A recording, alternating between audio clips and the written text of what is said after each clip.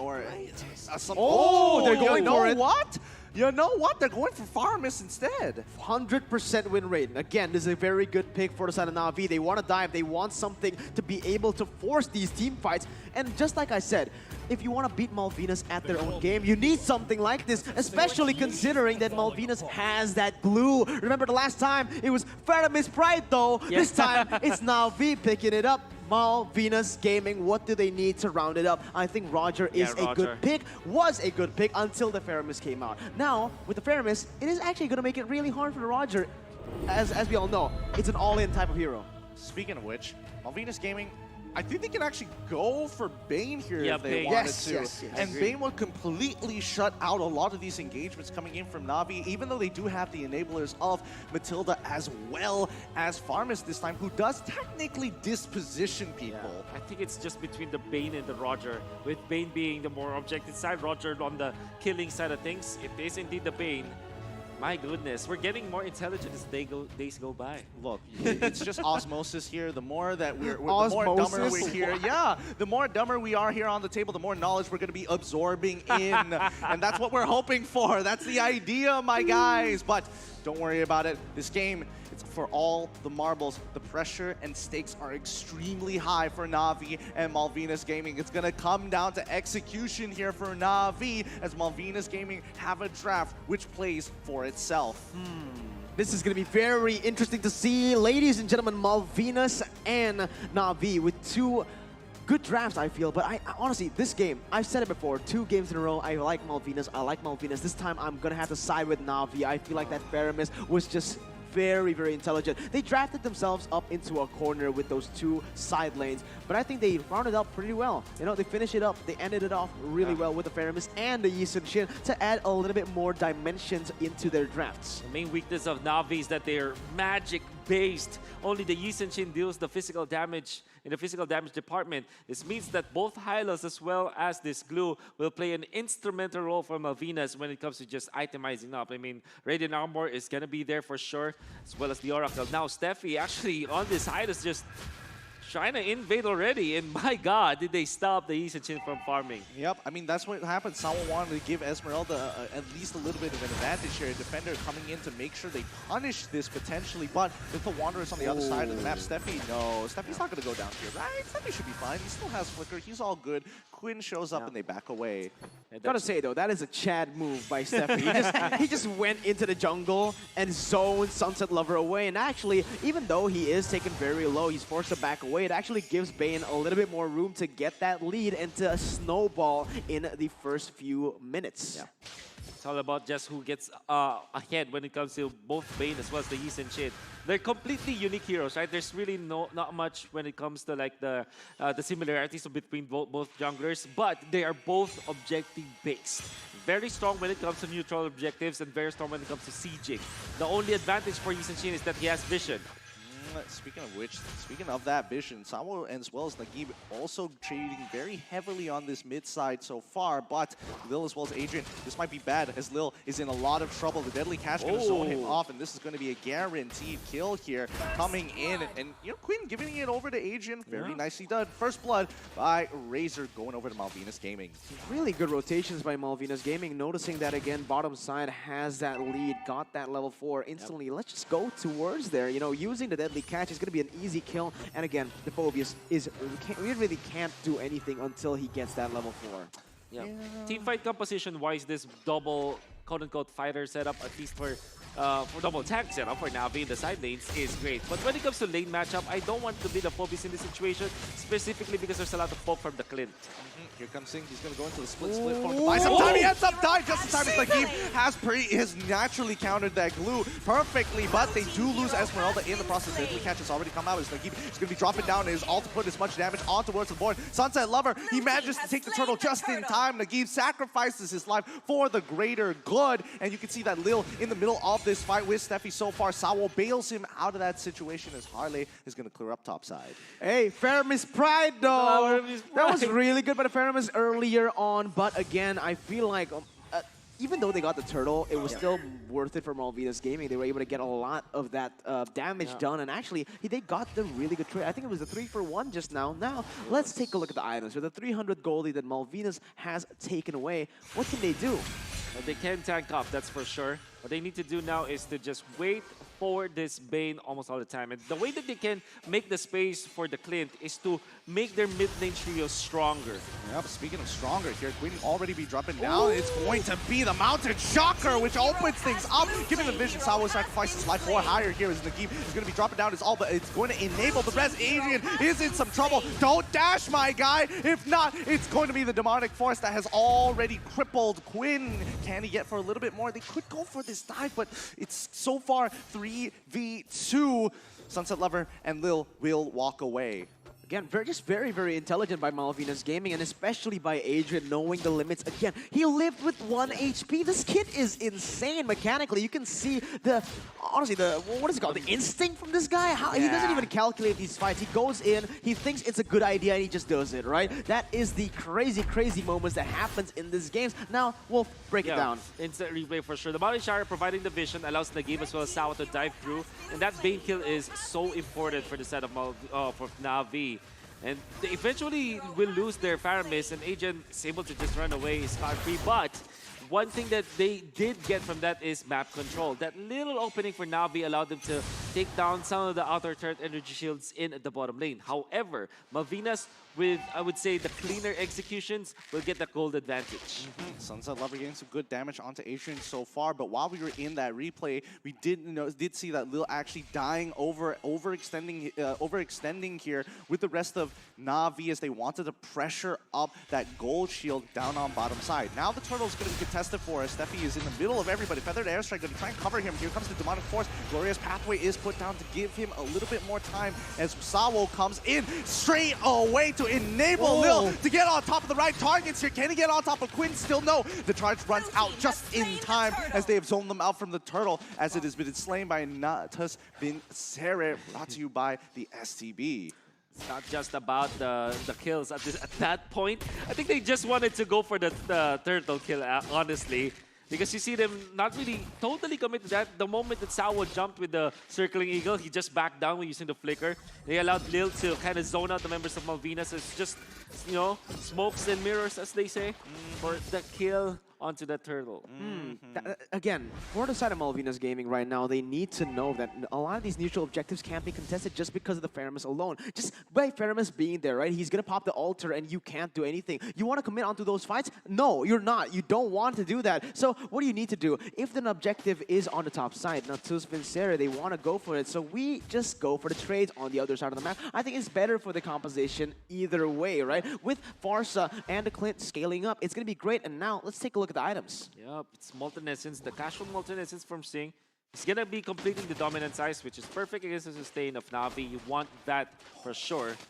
And for Harley, they already have the Cloud of Destiny along these mages, so you're gonna have to just wait for maybe 2 more minutes before another fight breaks out. Unless, of course, there will be a push in the bottom lane, which is very unlikely, as Sunset Lovers as Lil will be able to clear this way for sure. Oh, look at that. Deadly Catch already out to potentially summon something or at least prevent a dive down on bot side to get that first tower here. But so far, both are just pushing and pulling, looking for positions on each other. That was a very, very tense moment for both Navi and Malvinas Gaming. Huge. That was a huge moment right there, all right? Just a little poke like that can make a huge difference, especially considering that, again, Navi wants to be playing for these objectives that is coming up in 10 seconds. They need to start poking in. They need to start denting this huge, huge threat in Malvinas Gaming. If not, again, like I said, it is just going to be an all-out fight, but Navi, they've chosen to go bot side. Here comes the Circling Eagle to get onto Adrian as they dive in straight away. Demonic Force happens once, but can they get it a second time? No, they don't find him. Wrong target, Lil. He goes down. Nagib is the next to fall, and even though he drops his ult, is not in time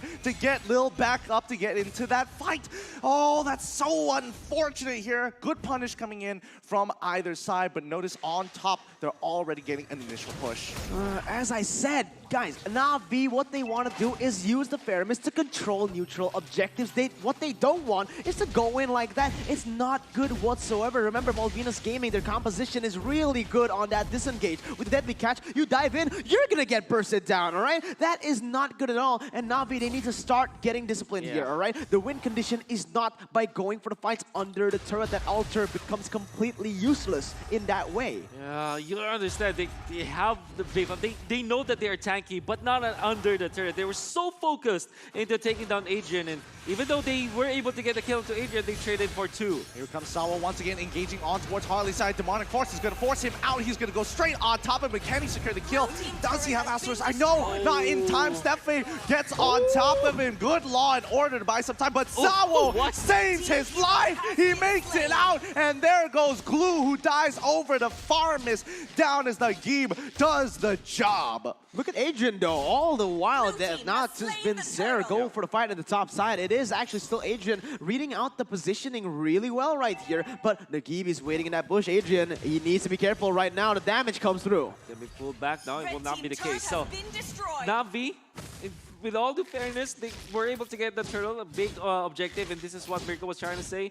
Neutral objectives is the key. Yes. I want to say, though, Steffi played that well. He popped the Glorious Pathway and also clipped that Phobius as he jumped. If not for the great guiding wind coming out from Sawa, I'm pretty sure that Lil will be duly punished as he was stunned under the second tier turret of Malvinas. Wonderful play coming out from Steffi, but even better, the guiding wind coming out from Sawa. Yep, they're just shutting down Sing as well as Lil. Both sides taking a lot of damage, and you know they have some very good counterplay, but Quinn is getting stronger and stronger. Those deadly catches, the more effective. Wait, hold on. Steffi is going to try and zone them out to actually trade that top tier 1 for bottom tier 1. Both sides not giving each other an inch. It's really good. It's really, really good right now. Again, not as Vincer, they noticed that they were making a mistake by not going for the turtles, by not going for the control onto the neutral objective. But now you can see it's like night and day, man. It's night and day. When they play onto neutral grounds, they will get every single team fights. And MVG, they're forced to go for these team fights as well because that is their play style. And I really like it right now with the Mountain Shocker just giving out so much poke. Now let's take a look at the items once again. Harley has started to scale. That Lightning Truncheon and the Clock of Destiny that has been stacking up, it is going to be really good, especially considering that Adrian is also on the way to that Thunder's Belt. I'm really just so happy to see that it's pretty even across the map. I mean, there's a little bit of gold lead for Navi, but it's almost all the same. And even the junglers, as you're seeing, they went in for the same set of items as their first 2 items. Like the War Axe into the Blade of Despair means that they really just want to deal the damage against heroes when it comes to the poke, but most importantly, focus on taking those objectives. And so far, Navi has been pretty good at taking these turtles, 3 turtles to 0. They've been doing a really good job overall, but now Malvinas Gaming wants to go for bigger fish. They want to get the Lord this time around, but every single time you see the Mountain Shocker, they start backing away, and they keep recently purchasing the Glaive.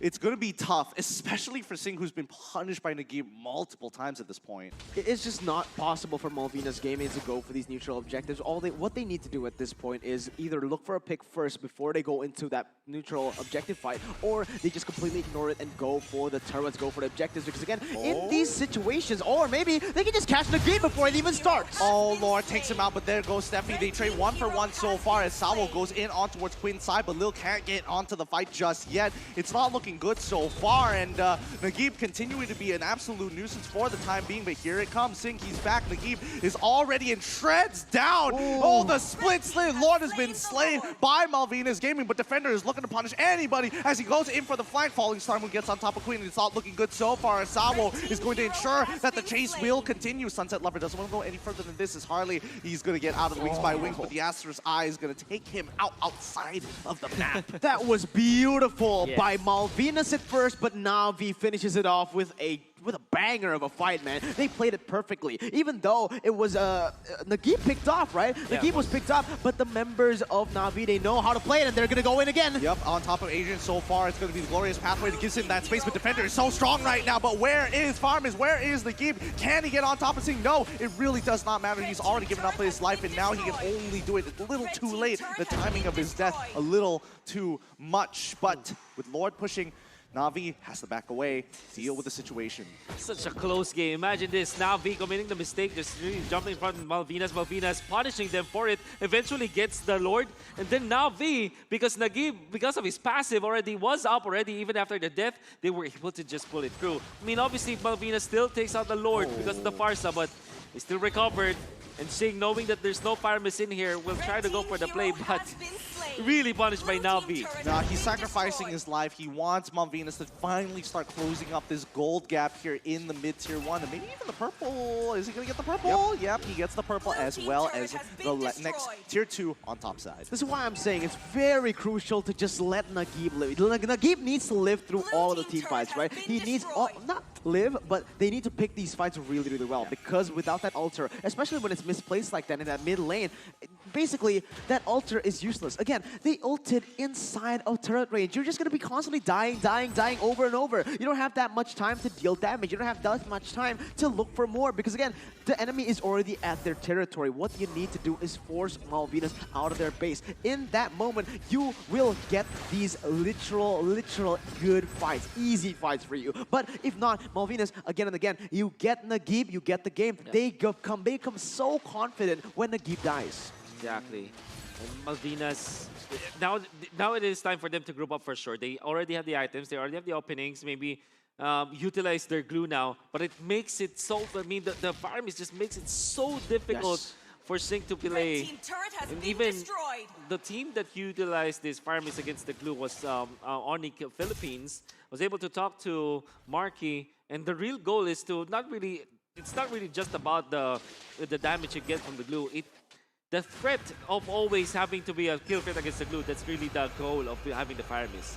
Speaking of which, Steffi trying to punish here, but you can see that Navi is going to be walking towards that jungle. Could they potentially catch off Steffi? Here we go. This engagement is about to begin. Here, Defender comes in with Falling Star Moon, catching onto 2. Adrian is going to get bailed out of here. Feathered Airstrike to draw the line on the side with the Deadly Catch to disengage completely. Sing holding on to his ult for as long as possible, knowing that Nagib is zoning him out. It's a game of rock, paper, scissors. Double Cursed Helmet coming out from Malvinas Gaming. This is perfect against HP-based heroes. As you can see, that's the tanks coming out from Navi.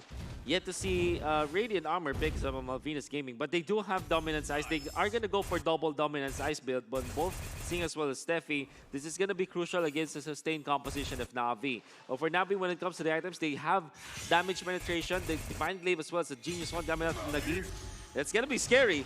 That is going to be scary. There's going to be a ton of magic damage that can come out from this hero. And then he also amplifies the damage output eventually of both Esmeralda and the Phoveus. Man, can we talk about the tension real quick? Man, this is crazy already. Remember, 15 minutes in, very close game. And this is for all the marbles. Whoever loses here, they're going to go home. They're out of the tournament. You can see the pressure. And you can see how hesitant they are even into clashing on these team fights. This is very uncharacteristic of MVG, but this is what they need to do. They can't go in for these crazy fights anymore. As long as Fairness still lives, they need to stay consistent, disciplined, waiting for that moment. And honestly, they need to go for that prolonged fight, baiting out that altar. Once you get that altar out of the way, back away and look for a re-engage when it comes in. Right now, though, this is not what they want to go for because the damage coming from that Yi Sun-shin is huge. It is a full item game at this point, and you do not want to be tanking, soaking all that damage before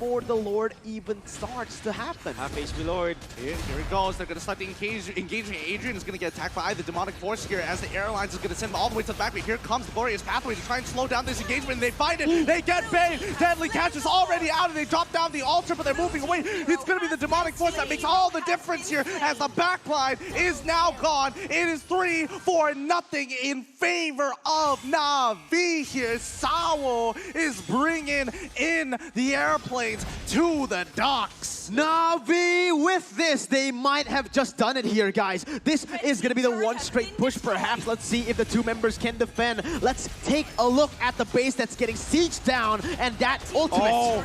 Oh no, I think it's over here. Harley's in trouble. He goes down as Defender, and Lil finally find the space, and the enablers have done it. Adrian, he's gone. GG, well played as Navi moves on to the next round. Man, I said it about their drafts. I like it. From that Faramis pick, they rounded off. They ended off strong. Oh man, that was overlooked for sure. No one expected the Firemen to come, and that was the main win condition for Navi. Good old-fashioned peeling coming out from Navi. We see you, they popped the Phobius ultimate on the backlines because there are two